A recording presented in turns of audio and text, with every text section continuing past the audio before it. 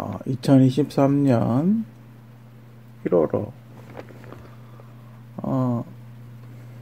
여러분들 잘 지내고 계신가요?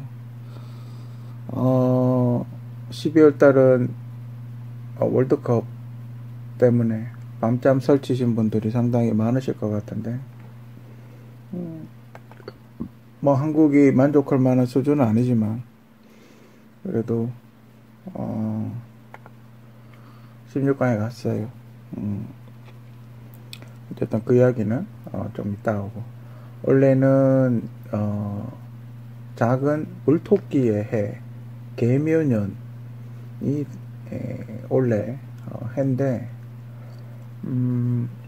시냇물이나 이슬비 같은 작은 물이고 화초야 같은 작은 나무라고 그렇게 돼 있네요.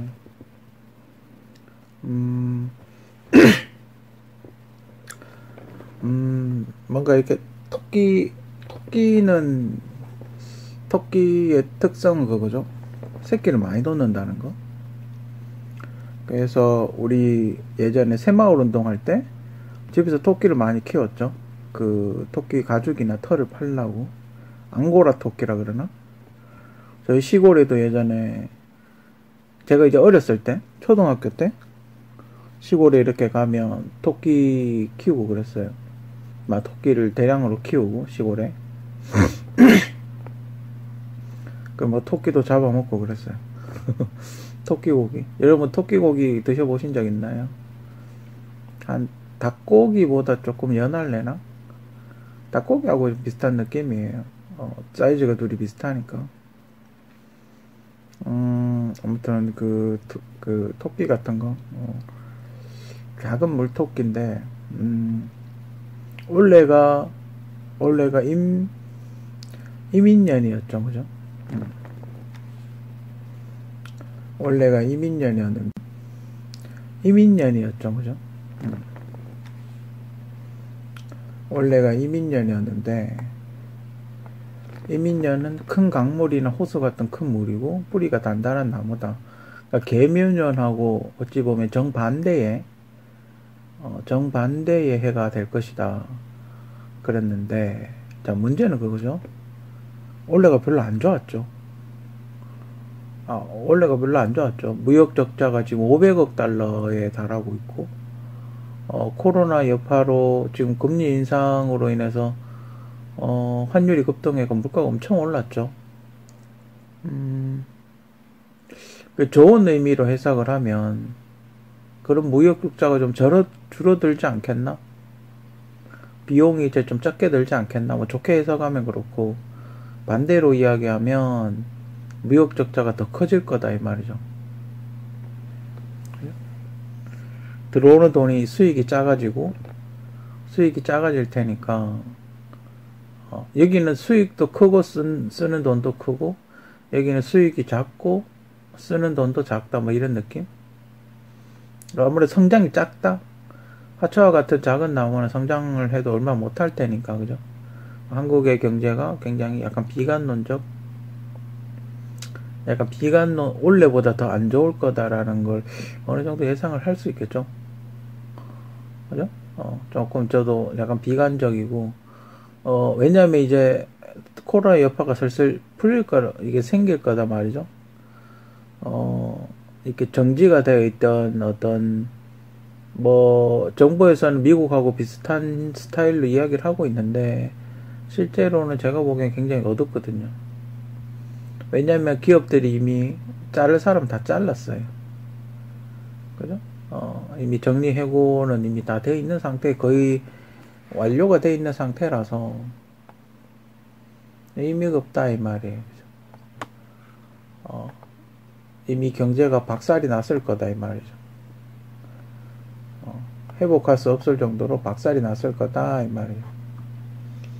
그래서 저도 지금 예상으로 봤을 때 굉장히 어둡고, 그리고 지금 500억 달러나 적자를 봤다는 거는 엄청나죠.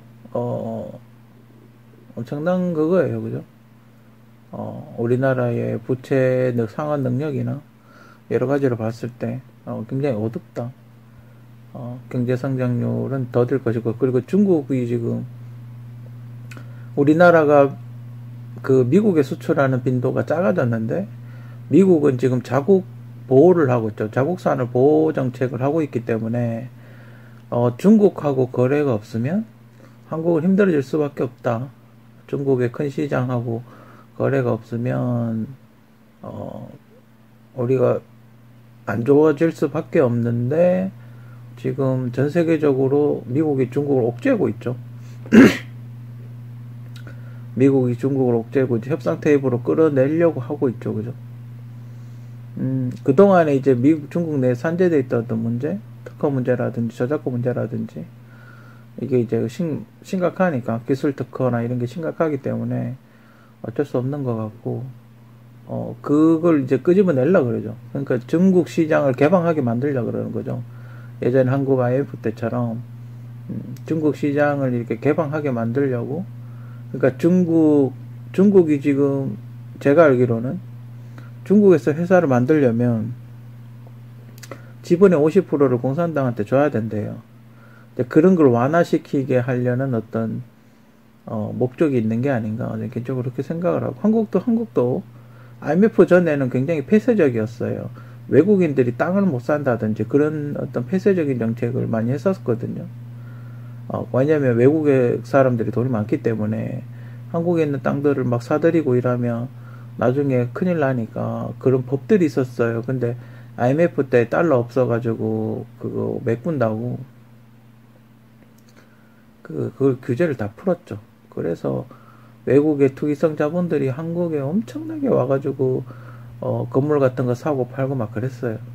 나중에는 한국이 외국 건물 사고 파고 막 그랬죠. 그 비슷한 행동을 했죠. 지금은 국민연금이 그러고 있어요. 외국에 건물 사고 웃돈 올려서 팔고 막 그래요. 근데 그게 잘 되면 괜찮은데 잘못되면 큰 낭패도 보기도 하죠. 아무튼 근데 중국을 이제 한국처럼 그렇게 하려고 하는 게 아닌가. 시장 개방의 압력이 거세지겠죠. 이렇게 되면 중국이 이제 달러 보유고가 점점 없어질 테고, 그래도 중국이 달러를 많이 보유하고 있긴 하지만 중국은 쓰는 돈도 많다. 그죠? 원자재라든지, 물론 중국이 원자재 같은 것도 많이 수출을 하지만 분명히 중국도 뭔가 필요한 걸 사긴 할 거예요. 그죠? 중국 인구가 너무 많으니까. 중국 내에서 생산하는 걸로 다 감당이 안 되겠죠. 그죠? 아무튼 중국도 지금 물가가 많이 올라서 예전 같지 않다 뭐 그런 얘기도 하던데, 아무튼 원래 한국한테는 그렇게 좋지 않은 소식들이 많이 있어요. 그죠?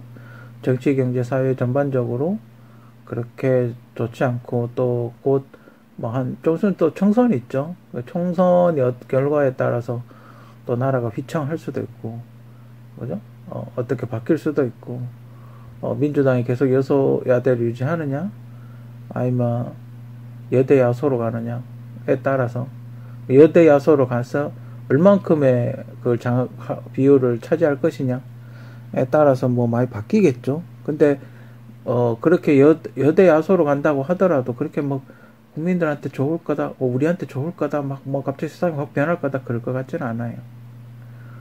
국민의힘 정책이나 지금 1년 동안 해왔던 정책들 뭐 여러 가지로 봤을 때 뭐 우리의 삶과 그렇게 확 뭐가 바뀔 것 같진 않아요. 그나마 이제 빚이 좀 줄면 줄다. 쓸데없는 돈을 좀 줄여서 빚을 좀 줄일 수 있다. 뭐 고정 부채 상환 정도. 어차피 윤석열 정부가 지금 630조 예산을 만들었기 때문에 우리가 국민들의 어떤 경제 사정, 호주머니 사정하고 상관없이 계속해서 예산 삭감을 해서 확보를 하는 게 아니라 그냥 예산을 증액을 하고 있기 때문에 우리 국민들의 삶은 더 힘들어질 거다. 그래서 그렇게 된다면 기업들이 탈한국 가능성은 더 심각해질 거다. 이제 한국을 다 떠나버릴 거다. 좀 그렇게 생각하러. 기업들이 세금을 내는 게 꼭 그 법인세 이런 것만 내는 게 아니잖아요. 그죠? 의료보험도 내야 되죠. 국민연금도 직원들 보조해줘야 되죠. 또 뭐 여러 가지 세금 같은 것도 기업들이 다 내지 않습니까? 꼭 그 법인세라든지 거기 한정이 아니라 직원들 세금까지 기업이 다 내주잖아요. 그죠? 그렇기 때문에 기업들은 그 비용을 감당을 못할 거라고 그렇게 생각을 하고, 임금까지 오르고 매일같이 저렇게 시위하고 이러면 다 떠나겠죠. 그죠? 제가 보기엔 그럴 것 같아요. 아니면 자동화를 하든지, 그죠? 전자동화를 하든지, 뭐, 그렇게 하겠죠. 그래서 이걸 보다 보니까, 제가 이렇게 약간 인터넷상에 있는 사람들 이제 연생을 보고, 특히 이제 약간 유명한 사람들 위주로 이렇게 보니까, 묘생이, 그러니까 토끼띠가 인물이 다 좋더라고요. 그리고 또 신자가 붙는 사람이 있어요. 그러니까 신묘년생, 그러니까 최근에 태어난 사람은 1911년생, 신묘년생은, 미인이 많을 것으로 그렇게 예상이 돼요. 그러니까 토끼띠가 이쁜데, 앞에 신이 붙으면 또 미인이 많아요. 그래서 신묘년, 2011년생은, 굉장히 미인이 많을 것으로 생각하고, 앞에 신이 들어가는 게 소녀시대 서현양이 앞에 신모생일 거야, 아마. 그리고 묘생, 근데 안정환 씨가 묘생인지 모르겠는데, 프로필은 75년생으로 나와 있던데, 안정환 씨가 토끼띠였나봐. 축구선수 안정환 씨. 지금 뭐 MC로 맹활약 중인, 안정환 씨. 이 화면, 여기 좀, 제가, 사진 정리하다가, 집에 뭐 쓸만한 자료 없나 이렇게 찾아보다가, 이렇게, 이 화면을 찾았어요. 움짤이라 그러죠. 사운드 없는 그냥, 그림만 이렇게 캡처해서 이렇게 나온 건데, 예전에 저게 탑기어거든요. 탑기어 아마 지상파에서 한 거 마지막 MC였나 아마 그럴 거예요. 그때 저희 집 옆에 계명대학교, 지금 대학원 하고 있는 계명대학교 있거든요. 거기서 촬영을 했었어요. 첫 회 촬영을 거기서 한 걸로 알아요. 그래서 그때 아마 타이틀 촬영을 했던 장면이 아닌가 뭐 그렇게 생각이 돼요. 그거 보니까 웃기더라고요. 그래서 한번 넣어봤어요. 아무튼 우리가 이렇게 미리 알면 좀 대비를 할 수 있지 않겠습니까? 그죠?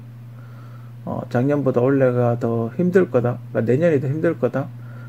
계묘년이 더 힘들 것 같다. 그죠?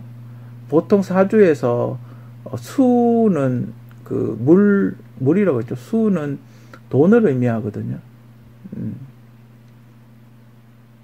그러니까 이민년을 해석을 하면 큰 돈이 들어왔는데 그래서 큰 물이 들어와서 뿌리가 단단한 나무가 성장을 했다.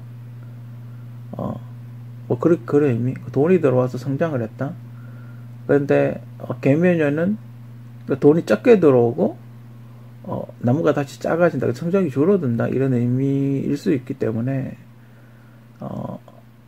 이렇게 일을 좀 올해는 계묘년은 일을 좀 벌리지 않고 그냥 현상 유지하는 게 좋지 않나. 뭔가 확장을 하기보다는 내실을 다지고 약간 버티는 느낌, 약간 버티는 느낌으로 갑자기 무리하게 뭔가 큰 일을 추진하지는 말고 현상 유지를 하는 게 더 좋지 않나. 기존에 있던 걸 잘 이렇게 유지 관리하는 게 더 좋을 것 같다라는 그런 생각이 들어요. 아무튼 2011년생들 주변에 혹시 있으면 지금 초등학교 한 4, 5학년 정도 되겠죠? 2011년생이면 지금 11살? 그죠? 11살이면 4, 5학년 정도 되겠죠? 4, 5학년 된 이쁘장한 친구들 있으면 잘 대해주시기 바랍니다.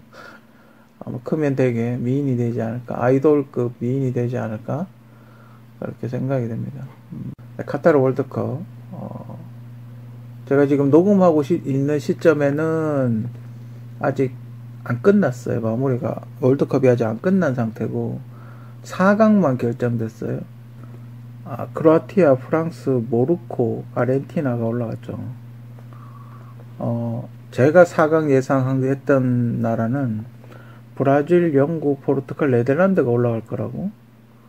좀 그렇게 생각을 했어요. 왜냐하면 네덜란드하고 아르헨티나하고 좀 상극이지 않을까, 메시를 압박하지 않을까, 전술상 좀 상극이지 않을까 그렇게 생각했고, 근데 아르헨티나가 1대1로 하이라이트에는 1대1로 비긴 것까지 나왔는데 제가 풀 경기를 못 봐가지고 어쩌다가 네덜란드가 졌는지를 잘 모르겠어요.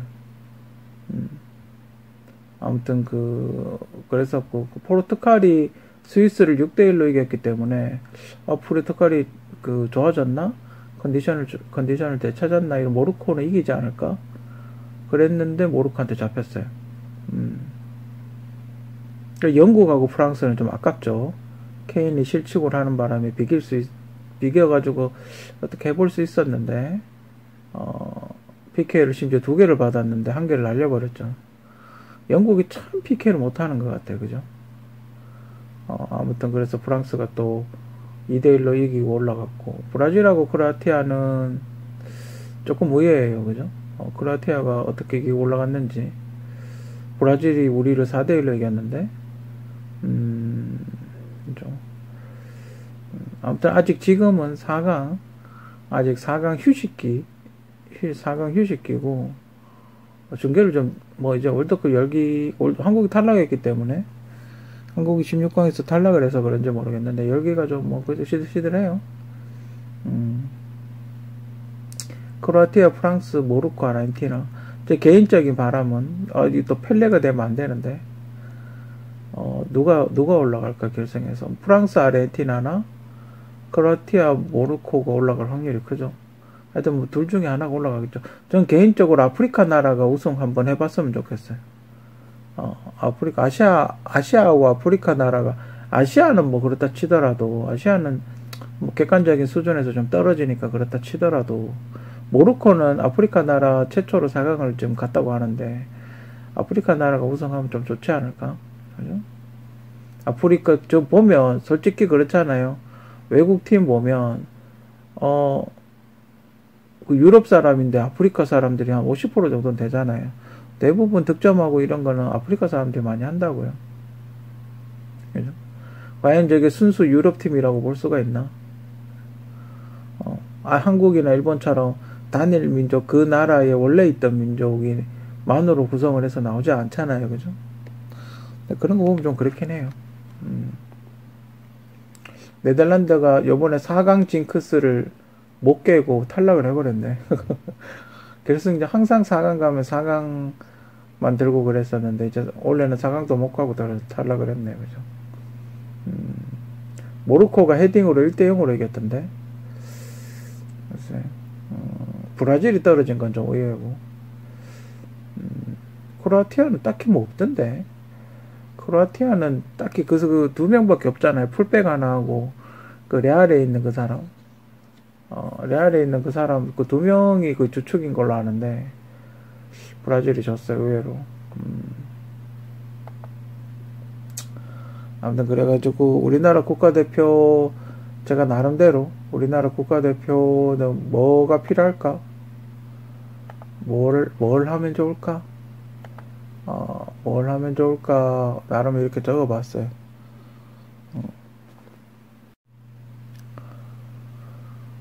손흥민 선수는 이제 여자들을 조심해야 되지 않나. 근데 손흥민 선수는 제가 이렇게 계산을 해봤거든요.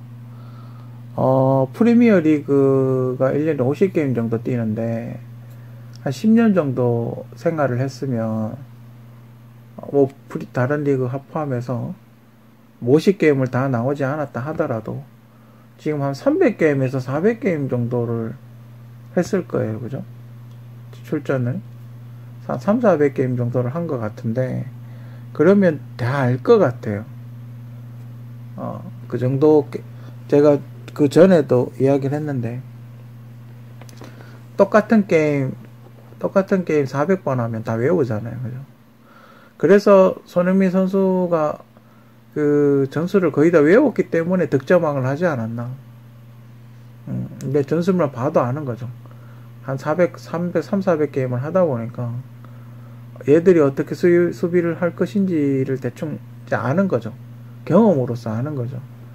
그래서 손흥민 선수는 프리롤을 한국 국대에서는 프리롤을 줘야 되지 않나.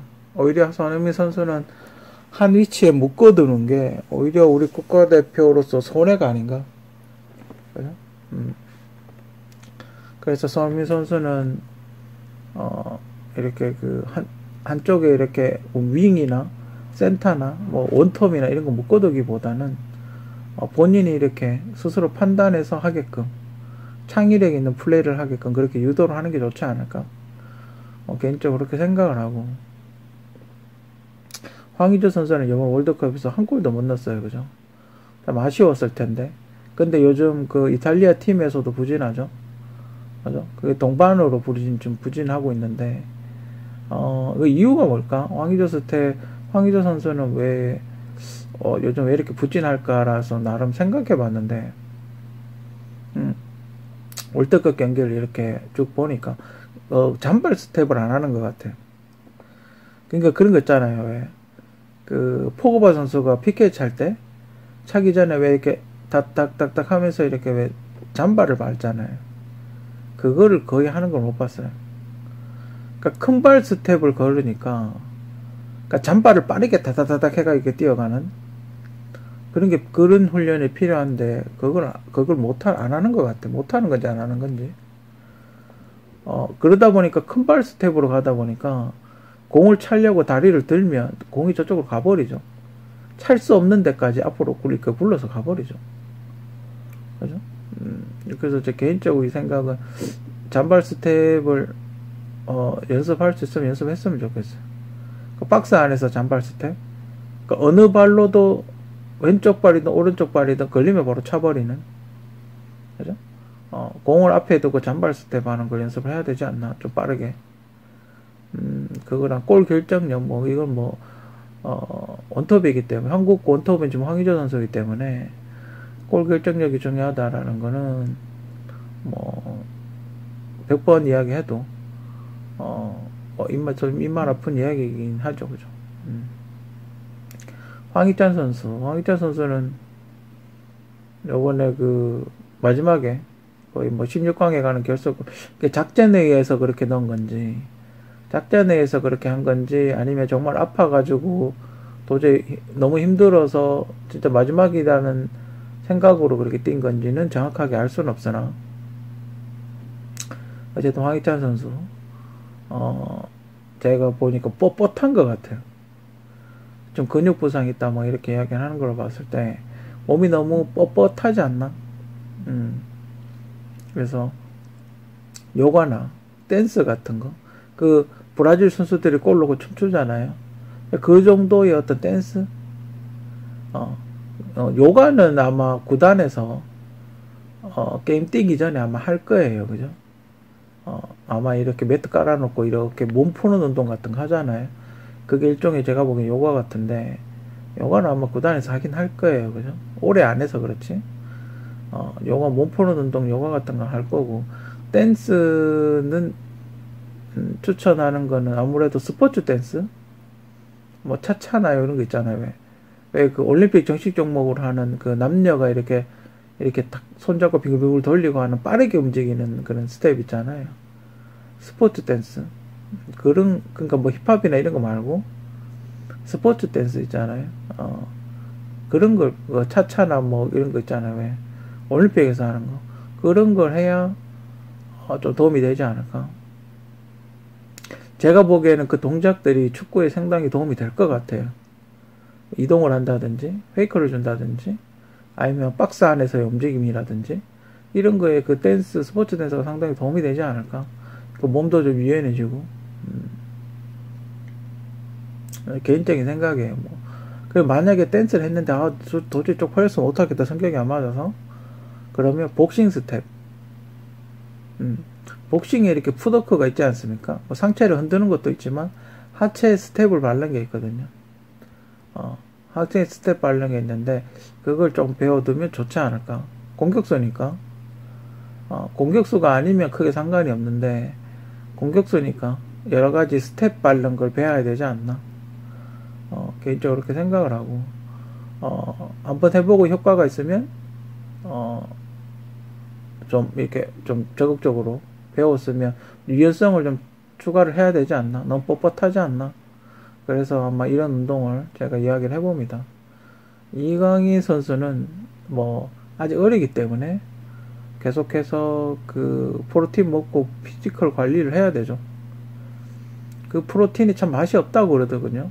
그 무슨 고무 씹는 맛이 난다 그러던데, 제가 예전에 무슨 다큐멘터리에서 그 야구 선수 유현진 선수가 미국 가가지고 LA 다저스 갔을 때, 그 유현진 선수도 프로틴을 안 먹었대요. 그냥 운동만 했대. 근데 이제 구단에서 프로틴 먹으라 그러니까 이렇게 막 먹더라고요. 한 보따리 거기 뭐 이렇게 종류별로 엄청 많대요, 종류가. 프로틴하고 뭐 프로틴만 먹기 좀 힘드니까 안에 과일하고 이렇게 넣어서 믹서기 갈아 먹으라고 뭐 그런 얘기를 하더라고요. 그 황희찬 선수 얼마 전에 나 혼자 산다 그 촬영했었잖아요, 올버햄튼. 거기 보면 막 황희찬 너 뭐 평소에 프로틴 안 먹잖아 뭐 이러면서 옆에 선수가 막 그런 얘기 하던데, 그 프로틴 일종의 단백질이잖아요, 그죠? 우리 몸에 그렇게 격렬한 운동을 하고 나면 우리 몸에 있는 단백질이 이렇게 연소가 돼서 몸 밖으로 오줌으로 소변으로 나가거든요. 일종의 영양제 같은 걸 먹는 거예요. 그죠? 아미노산이라고 단백질이 있거든요. 단백질은 대부분 아미노산계인데, 우리 그 병원에 가서 수술하기 전에 링거 맞는 노란색 영양제가 있어요. 그게 아미노산이에요. 우리가 영양제라고 맞는 게 대부분 아미노산이거든요. 그러니까 프로틴이 단백질이면 그 아미노산 역할을 할 거라 이 말이에요. 그러니까 일종의 보약 같은 거죠. 일종의 그 몸을 이렇게 빠르게 회복시켜주는 영양제 같은 거예요. 그래서 제가 보기에는 난 건강하니까 안 먹어도 돼 뭐 그렇긴 한데, 건강하면 안 먹어도 되는데, EPL이라는 그런 축구가 굉장히 거칠잖아요.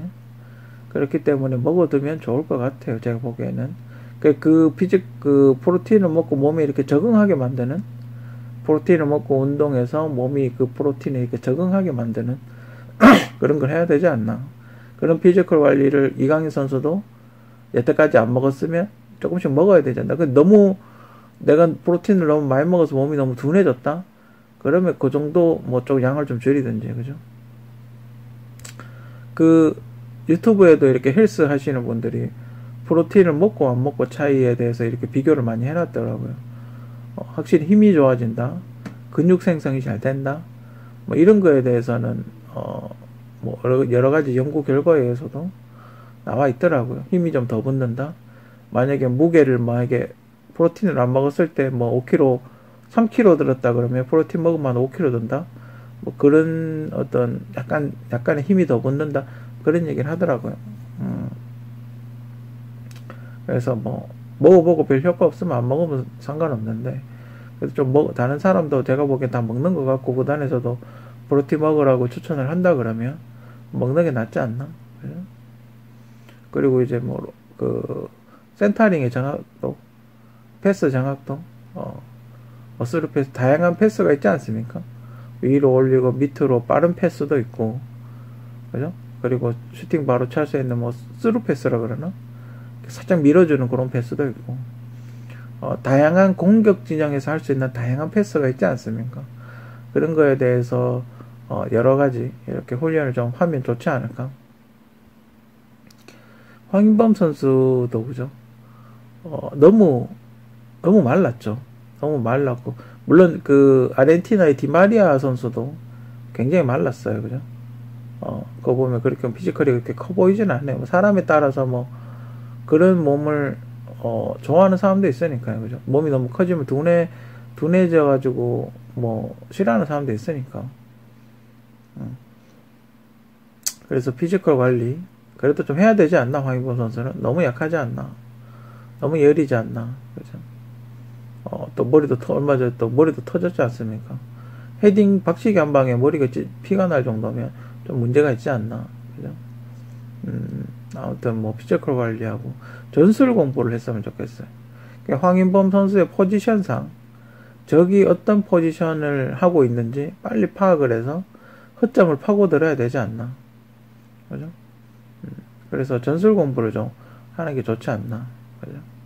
뭐 여러 가지 황인범 선수 롱패스 같은 거 많이 할 수 있으면 좋긴 한데, 제가 보기에는 황인범 선수는 저게 그 상대방의 전술을 빨리 파악해서 허점을 파고드는 그런 걸 하는 게 훨씬 더 팀에 도움이 되지 않나 개인적으로 그렇게 생각을 합니다. 김민재 선수는 뭐 마찬가지로 김민재 선수도 보면 몸이 좀 야리야리하죠. 키는 좀 큰지 모르겠는데 외국 그 수비수들에 비해서 피지컬이 좋다라고 이야기하기는 좀 그렇죠. 피지컬을 좀 키워야 되지 않나.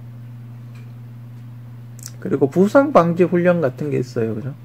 자기가 부상을 당했거나 부상이 잘 생기는 부위가 부상이 잘 생기지 않게끔 하는 그런 훈련들이 있어요. 그죠?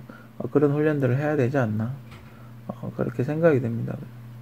그리고 양쪽 윙은 위쪽으로 패스하는 거, 센터링 올리는 거, 뭐 그런 거 연습을 해야 되고, 수비형 미드필더는 앵커 역할을 해야 되지 않나. 앵커 역할이라는 게 뭐냐 하면, 그 우리 왜 배를 타면 배에 닻을 내리지 않습니까? 그 배에 닻을 내리는 걸 앵커라고 그런답니다, 영어로. 그러니까 좌우로 이렇게 공을 보내는 거죠. 그러니까 오른쪽에 사람이 많이 몰려 있으면 공을 자기한테 패스를 하면 사람이 없는 왼쪽으로 보내는 그걸 앵커라고 그러는데, 그 수비형 미드필더가 앵커 역할을 해주면 참 좋을 것 같아요. 그리고 양쪽 풀백, 양쪽 윙이나 양쪽 풀백이나 마찬가지고, 위아래 어떤 패스 역할 분담이라든지, 아니면 위쪽 패스, 위쪽 연결 패스라든지, 그죠? 센터백은 공중볼 처리, 그죠? 공중볼 처리가 좀 미숙하지 않나, 개인적으로 그렇게 생각이 들고, 골키퍼는 승부차기 연구하고, 위쪽 방어, 아래쪽 방어, 그죠? 그런 거 연습하면 되지 않겠나, 그렇게 개인적으로 생각합니다. 그래서 우리 국가대표들 알아서들 잘 하시겠죠, 그죠? 알아서들 잘 하실 거라고 생각이 들고, 외국 감독들은 이야기를 안 해준대. 한국 감독들은 내가 뭔가 부족하고 이러면 이야기를 해주는데, 외국 감독들은 이야기를 안 해준대요. 스스로 느끼라고. 못 깨달으면 그냥 버리는 거죠. 다른 데 방출되거나, 다른 데로 보내버리는 거죠. 못 깨달으면. 자기가 지금 뭐가 잘못됐는지 스스로 깨달아서, 그게 이제 창의적 훈련이라 그러죠. 창의적으로 자기 스스로가, 내가 이게 부족하구나 그래가지고 그걸 연구를 하는 그런 쪽으로 어떤 외국 감독들은 포커스를 맞추고 있기 때문에 또 아무도 이야기를 안 해줘요.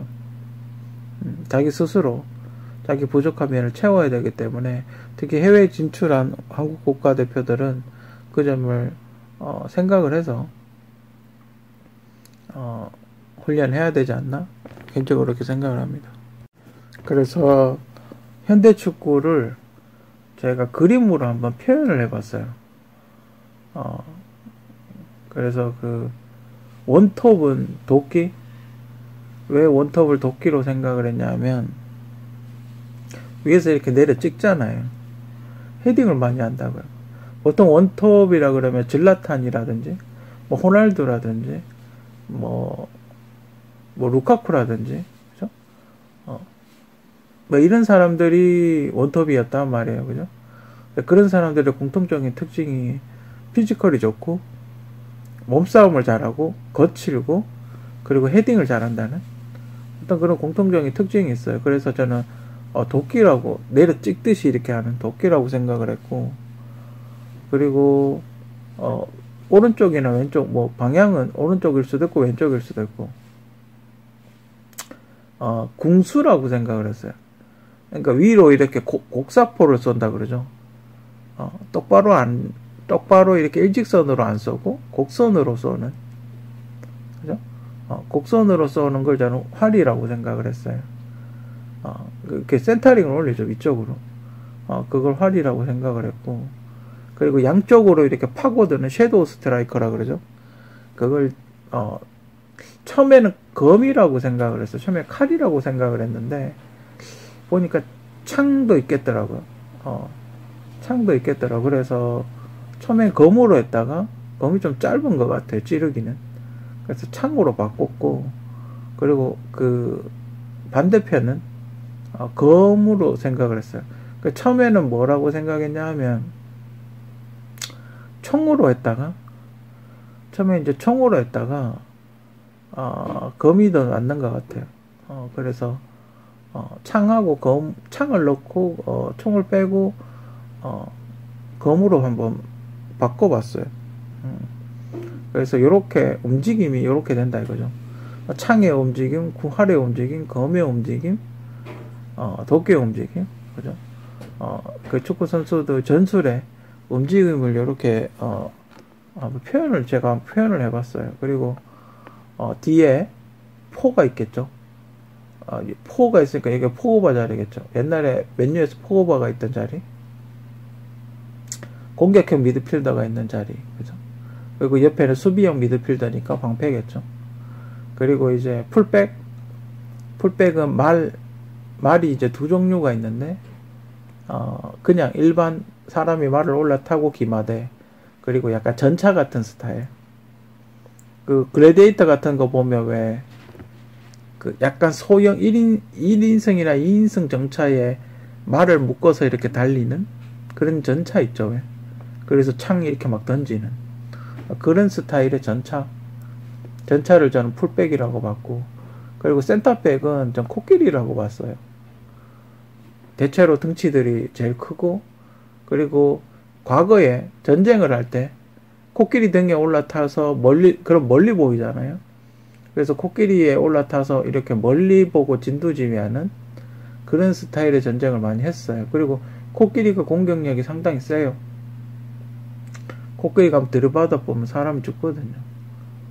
코끼리가 공격력이 생각보다 세고, 전쟁에서도 코끼리를 많이 약간 옛날 탱크 같이, 큰 탱크 같이 많이 사용을 했다고요. 실제로. 그래서 저는 센터백은 코끼리 두 마리로 이렇게 장기 아래도 상이라고 있거든요. 그게 코끼리잖아요. 그죠? 그래서 코끼리 두 마리를 센터백으로 해봤고, 마지막엔 투석기를 넣어봤는데, 물론 이제 골을 막죠. 골을 막는 것도 있는데, 골키퍼가 골을 막는 것도 있는데, 보통 롱볼을 차잖아요. 그죠? 보통 골키퍼가 가장 특징 중에 하나가, 물론 이렇게 여러 가지로 하는 게 있는데, 그 중에 이렇게 롱킥을 차잖아요. 그 모습이 꼭 투석기하고 비슷하게 보여서, 그래서 마지막 골키퍼는 투석기로 이렇게 해봤어요. 뭐 투석기 요거 빼고는 나머지는 어느 정도 이해가 가겠죠, 그죠? 그럼 요렇게 그려놓고 요 위치에 가면 요렇게 행동을 하는 거죠. 그죠? 그 포지션별 역할을 하는 것처럼. 그러니까 활의 자리 오면 센터링 올리고, 검의 자리 오면 빠르게 패스하고, 창의 자리 오면 이렇게 섀도우 스트라이크 들어가고, 도끼 자리 오면 헤딩하고, 포 자리 오면 중거리 슛하고, 수비형 미드필더 자리 오면 수비하고, 말 자리에 오면 앞으로 빠르게 속공하고, 코끼리 자리에 오면 방어하고, 센터백 수비하고, 그리고 투석기 자리에 오면 롱킥 차는 거죠. 이렇게 비유를 하면 좀 재밌지 않을까? 좀 손도 쉽지 않을까? 그래서 제가 한번 나름 이렇게 해봤습니다. 그려봤어요. 그림으로 알기 쉽게. 초등학생도 알기 쉽게 그렇게 해봤어요. 아무튼 카타르 월드컵 준비하시느라 예선하고 본선 가느라 수고 많았고, 요번 대회로 인해서 우리가 부족했다면 우리 한국팀이 또 보완해야 될 점, 그 점을 잘 의논해서 좋은 감독도 섭외해서 보완하고, 앞으로 더 발전하는 대한민국 축구가 됐으면 하는 게 제 개인적인 바람입니다.